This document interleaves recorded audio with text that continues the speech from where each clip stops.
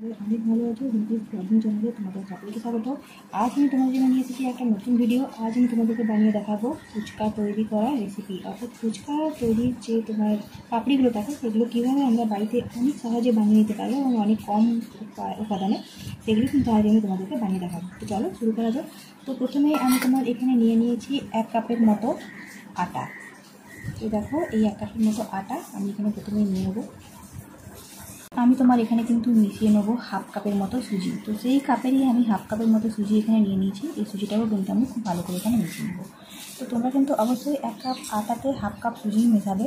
বেশি মেশালে কিন্তু কি হবে, এটা কিন্তু ফুলবে না, আর কম মেশালে কিন্তু এটা লুচি হয়ে যাবে। তো এরপর আমি এখানে দিয়ে নেবো তোমার সামান্য পরিমাণে সাদা তেল।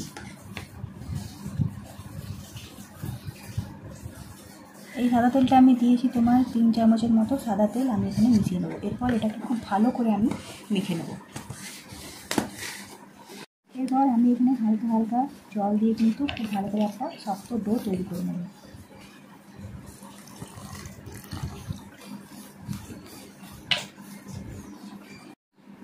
তো এই যে দেখো আমাদের ডোটা কিন্তু একদম তৈরি হয়ে গেছে। এই যে দেখো একদমই শক্ত একটা ডো তৈরি হয়েছে। এরপর আমি যেটা করবো সেটা হচ্ছে এইটাকে কিন্তু আমি ঢাকা দিয়ে রেখে দেবো। একটা বাটি দিয়ে কিন্তু আমি এটাকে ঢাকা দিয়ে কিছুক্ষণের জন্য রেখে দেবো।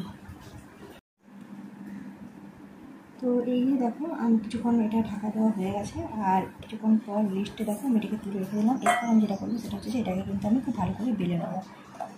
প্রথমে আমি যেটা করবো সেটা হচ্ছে যে সামান্য এখানে আমি দিয়ে নেবো তোমার সাদা তেল। সাদা তেল দিয়ে কিন্তু আমি এই লুইটাকে খুব ভালো করে, যেটাকে আমি দুটো ভাগে ভাগ করে নেবো প্রথমে। এরপর আমি এটাকে কিন্তু খুব ভালো করে বেলে নেবো।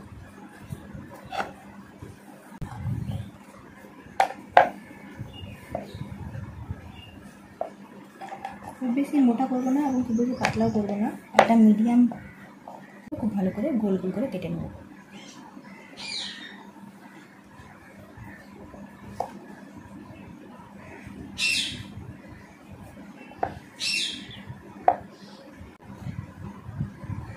তোমাদের একটা দেখায়, এই যে দেখো এরকম টাইপের মোটা করে কিন্তু বানিয়ে নেব। তোমাদের যেখানে মনে হবে যে একটু মোটা চাকরি আছে, হাত দিয়ে এইভাবে একটু চেপে কিন্তু তোমরা এটাকে একটু ফুলিয়ে নিতে পারো। খুব একটা যে একদমই বেলে দেবে সেরকম কিন্তু করবে না, সেটা করলে কিন্তু যখন এটা ভাজবে তখন কিন্তু এটা ফুলবে না।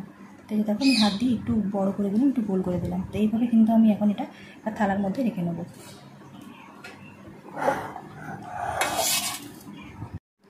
তো এই যে দেখো আমার কিন্তু ফুচকা পাঁপড়গুলো প্রত্যেকটা বেলা হয়ে গেছে, আর এইভাবে আমি কিন্তু সাজিয়ে নিয়েছি। এবার চলো আগুনের কাছে দিয়ে এগুলোকে টুকটুক করে সব ভেজে নিই। তো এই দেখো আমি কড়াইয়ে তেল দিয়েছি, আর কড়াইয়ে তেলটা কিন্তু কিছুটা গরম হয়ে গেছে। এবার আমি একটা একটা করে কিন্তু এই ফুচকাগুলো পাঁপড়গুলো আমি কিন্তু দিয়ে নেবো গরম কড়াইয়ে ভাজার জন্য। দেখো তেলে যাওয়ার পরই কি সুন্দর করে ফুলে ফুলে যাচ্ছে, দেখছো? এইভাবে কিন্তু প্রত্যেকটাকে আমরা খুব ভালো করে ভেজে নেব।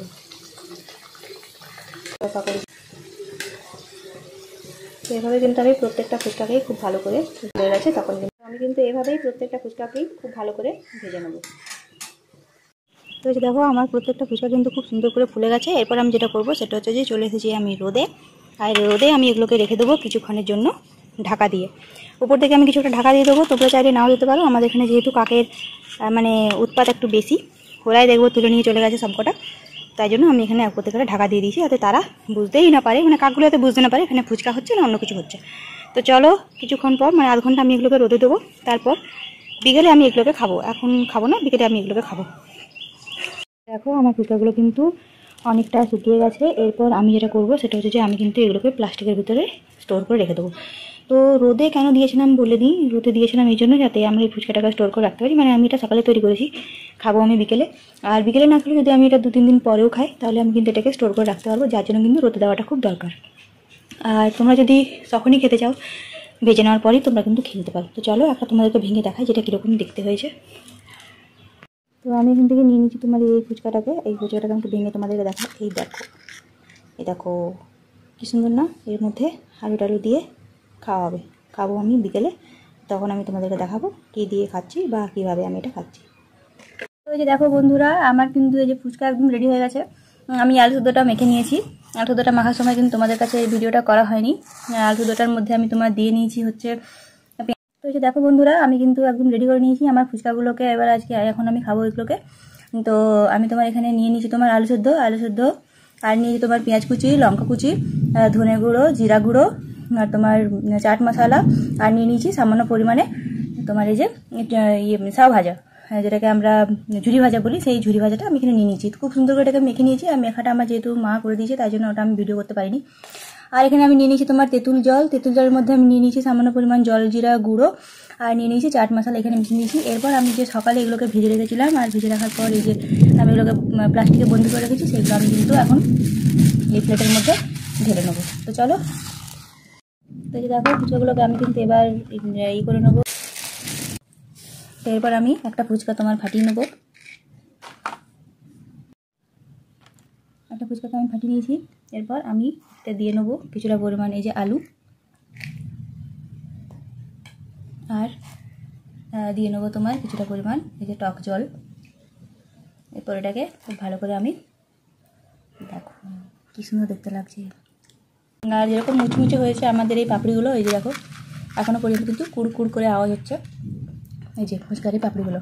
তো তোমরাও কিন্তু এভাবে বানিয়ে নিতে পারো, আর খুব সহজেই কিন্তু এই পাপড়িগুলো তোমরা বাড়িতে আমি যেভাবে দেখেছি সেইভাবে তোমরা বানিয়ে নিতে পারো। আর বিকেলে এরকম সন্ধেবেলায় খুব ভালো করে কিন্তু তোমরা ফুচকা জিনিসটাকে এনজয় করতে পারো।